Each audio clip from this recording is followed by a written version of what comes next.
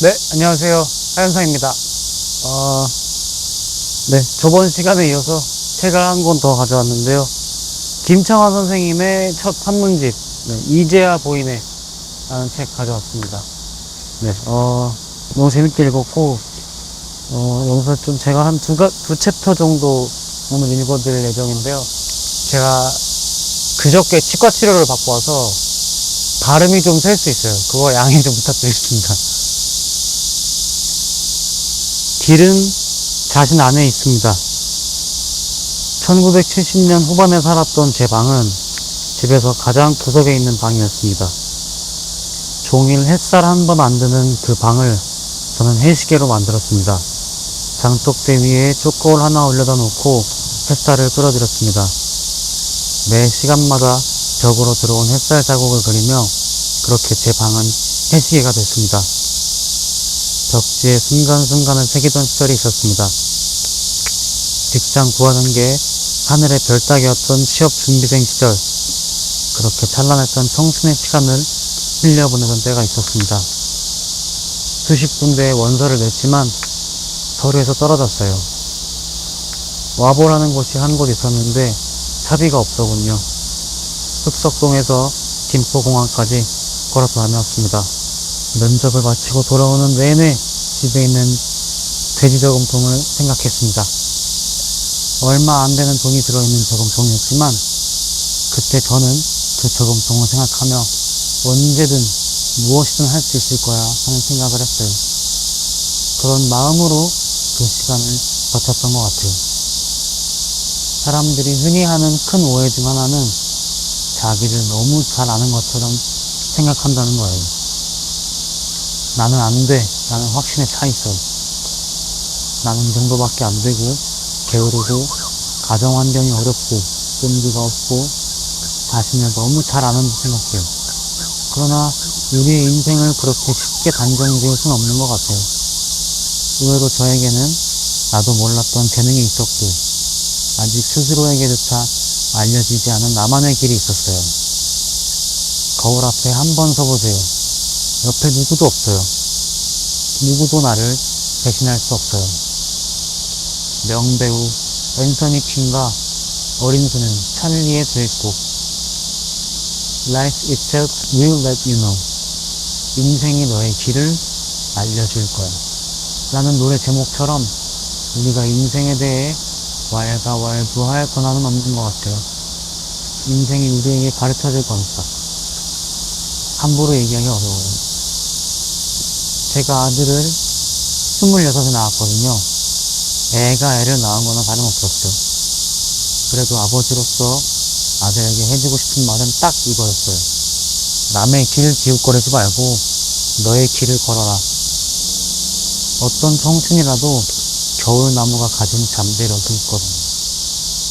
꿈이 있지만 재능의 한계를 느낄 때도 있을 겁니다. 그때도 저는 그게 포기할 이유가 되지 못한다고 생각해요. 오히려 좋은 기회가 될지도 모릅니다.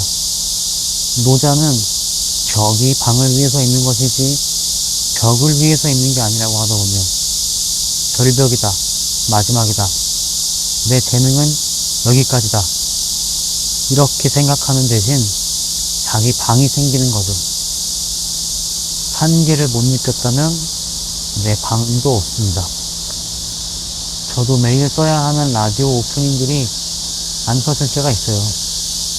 글이라는 게 줄줄 나오는 게 아니잖아요.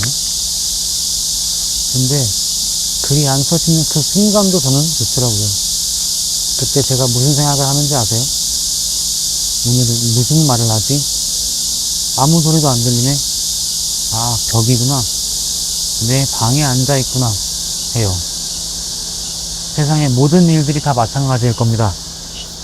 어렵다고 생각하면 정말 어려워지기만 합니다. 이거 안 될 거야 그러면서 먼저 마음에 허들을 만들 필요는 없어요. 허들이 있으면 넘어가면 되죠. 또 정 못 넘어가겠으면 까짓것 돌아가죠 뭐. 그리고 영 자신 없으면 그냥 오늘은 못하겠다 하면 그뿐입니다.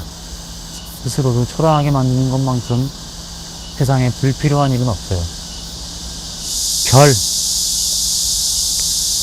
앞니가 3개나 없어서 웃는 표정이 늘 덜 다친 대문 같은 할멈이 주름은 얼마나 많은지 임하고 볼이고 온통 밭고랑이다. 땅도 그렇게 주름이 잡혀있다. 꼬부랑 논두끼를 달려 미나리 꽝 있는 데쯤 오면 누렁이가 달려 나온다. 자기는 진종일 놀았는데 나는 학교 다녀오니까 미안했는지 꼬랑지를 오른쪽 왼쪽으로 신나게 흔든다. 얼마나 세게 흔드는지 꼬랑지가 왼쪽으로 가면 몸 전체가 오른쪽으로 가고 반대쪽으로 꼬랑지를 흔들면 몸이 다시 그 반대쪽으로 쏠린다. 혼자 놀아서 미안해. 학교 잘 갔다 왔어? 아이고 반가워 죽겠네. 몇 시간 못 봤는데 몇 년은 못 본 것 같네. 꼬랑지를 흔드는 박자를 맞춰보니 말 한마디에 한 번씩 또박또박 흔드는 게 틀림없다. 누렁이는 내 앞에 가는 걸 좋아한다. 꼬랑지를 강아지 풀처럼 세우고 앞서가는 건 자기를 뒤따라오라는 표시다. 얼마쯤 가다가는 꼭 뒤돌아보면서 잘 따라오는지를 본다. 내가 집으로 가는지는 어떻게 할까? 잠겨본 적 없는 재물이니 여닫을 필요 없지만 문턱은 우리가 하루에 몇 번 거기를 넘어가는지 일일이 다 세고 있었다. 어저께는 6번, 그저께는 8번, 홀수는 없었다. 안 돌아온 적이 없었으니까. 할멈에게는 내가 그 문턱을 넘어서 세상으로 나아가는 게 보람이었고 그 문턱을 넘어서 들어오는 게 행복이었다. 아이고 우리 똥강아지 학교 다녀왔어요? 배고프겠다. 밥 차려줄게 라고 말하지만 앞에 이가 없어서 바람이 다 새기 때문에 우리 송강아지 학교 갔다 와줘요? 이워라 라고 들린다. 이쁘면 이쁠수록 새는 말이 더 많았다. 어떨 땐 바람 소리만 나기도 했다. 처음 할멈 집에 오던 날 새돌이 조금 지났을 무렵 윤지방을 넘어설 때 내 왼쪽 팔인지 오른쪽 팔인지가 들려 올라갔다. 문턱을 넘을 수 있게 엄마가 내 한쪽 팔을 들어 올렸는데 거의 몸 전체가 하늘로 빨려 올라가는 느낌이었다. 그 뒤로 대문을 지날 때마다 무중력을 느낀다. 그날 밤 자고 깨니 엄마는 없었다.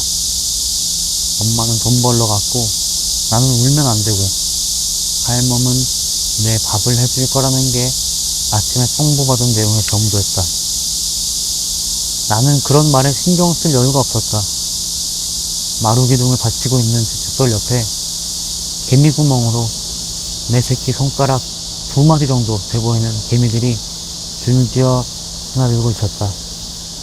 칼 대보기 하듯 서로 더듬이를 내보는 놈들도 있었고 전부 배달꾼처럼 줄을 벗어나서 불이 나게 혼자 가는 놈도 있었다. 나뭇잎 쪼가리를 몰고 가는 애도 있었는데 대부분은 건성으로 왔다 갔다 했다.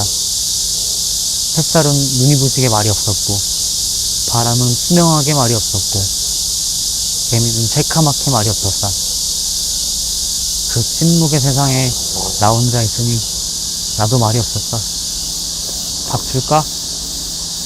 그때는 할멈이 아직 이가 빠지기 전이라 발음이 또렷했다. 나는 대답하지 않았다. 배가 고프지도 않았지만 소리를 내는 게 개미한테 예의가 아닌 것 같았다. 화났어? 엄마 가서 화났어? 나는 화나는 게 뭔지 몰랐는데 할멈이 그렇게 물어보길래 좀 의아했다. 내가 지금 화나는 게 나 있어야 하는데 뭔가 잘못하고 있나? 하고 생각했다. 화라는 게 뭔지 모르니 어떻게 해야 하는지 몰라서 그냥 개미만 쳐다봤다.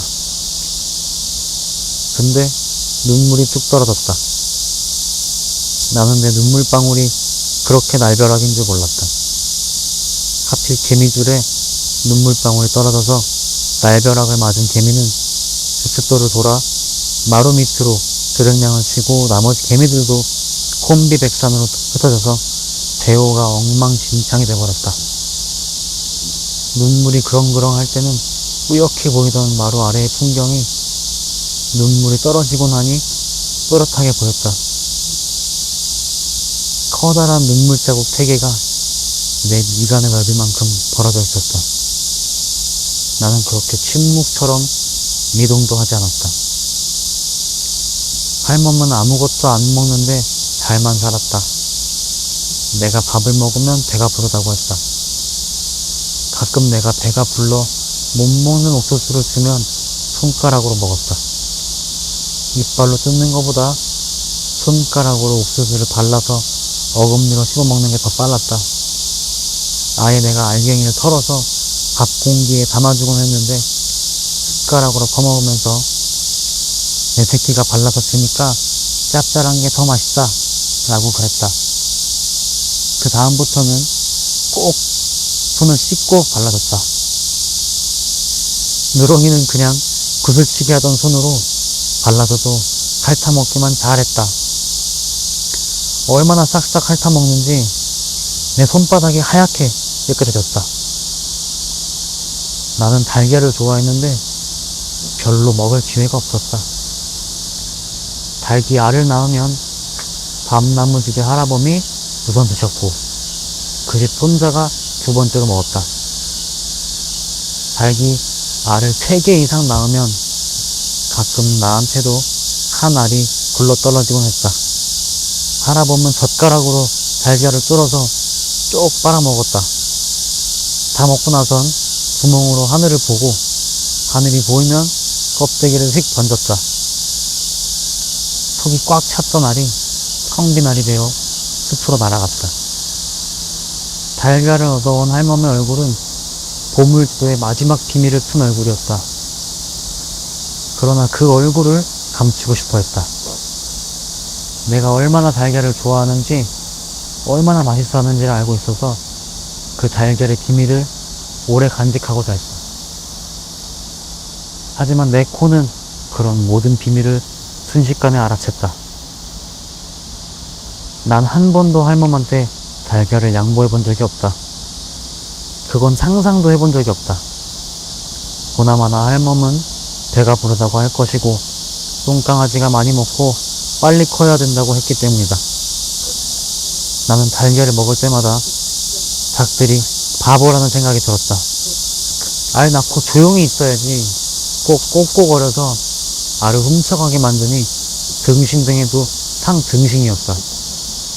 어쨌든 달걀은 맛있었다. 할멈은 달걀만 내게 준 게 아니다. 할멈은 내게 달도 주고 별도 주었다. 나는 해지는 게 싫었다. 어두운 건 무서웠다. 밤은 어둡고 무서웠다. 어둠의 소리가 있는 것 같았다. 발이 달렸나 싶기도 했다.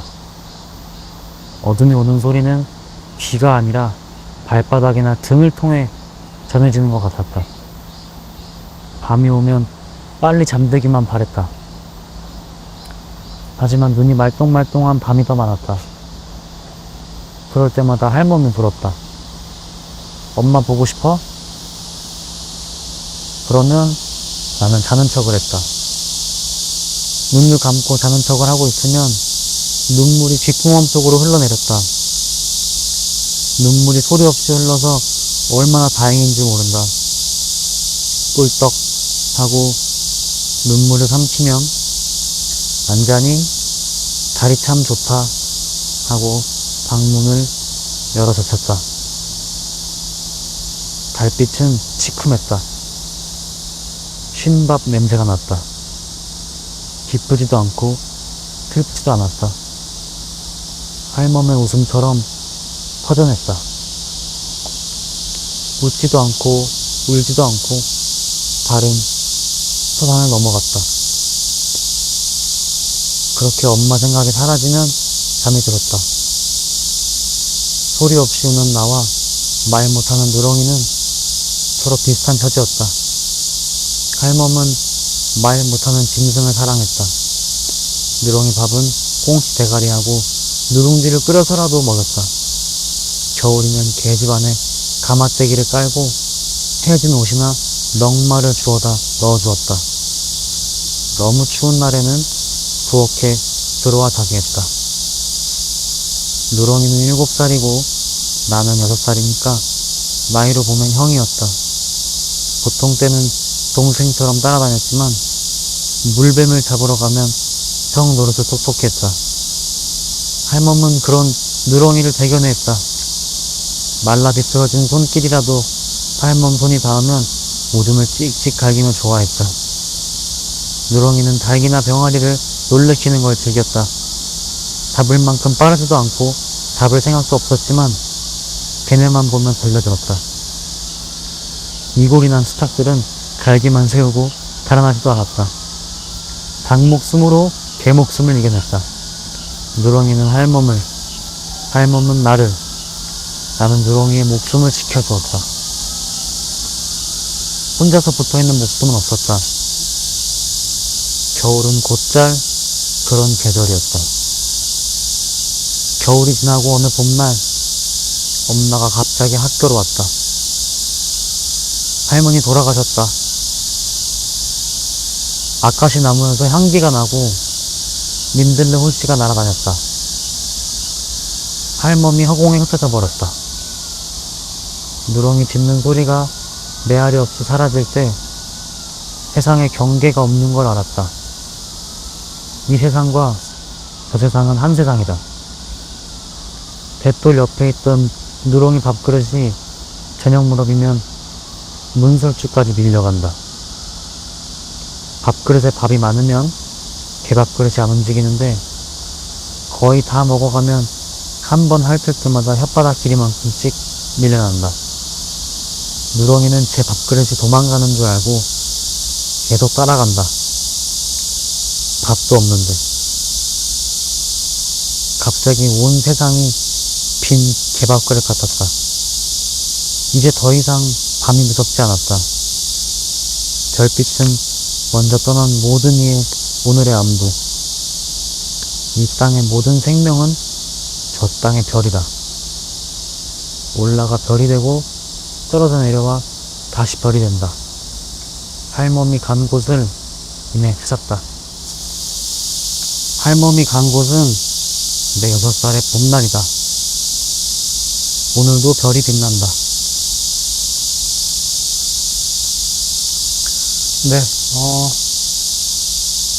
한 이렇게 2챕터 정도 읽어드렸는데요.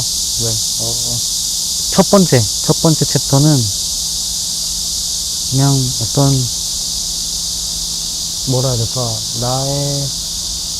내가 지금 가고 있는 길을 먼저 걸으셨던 분이잖아요, 선생님이. 그래서 약간 해주시는 말씀들이 저한테 되게 꼭꼭 박히는 그런 느낌이 있어요. 그래서 그냥 이 구절이 저는 가장 좋은 것 같아요. 한계를 못 느꼈다면 내 방도 없습니다. 일단 이렇게 느껴지는 한계가 내가 만들어낸 어떤 방이고 내가 만들어낸 나의 영역이다. 그렇게 생각하는 것만큼 또 위안을 주는 말도 없는 것 같아서 이 챕터를 골랐고요. 이거는 정말 제가 약간 힘을 얻는 그런 구절인 것 같아요. 그리고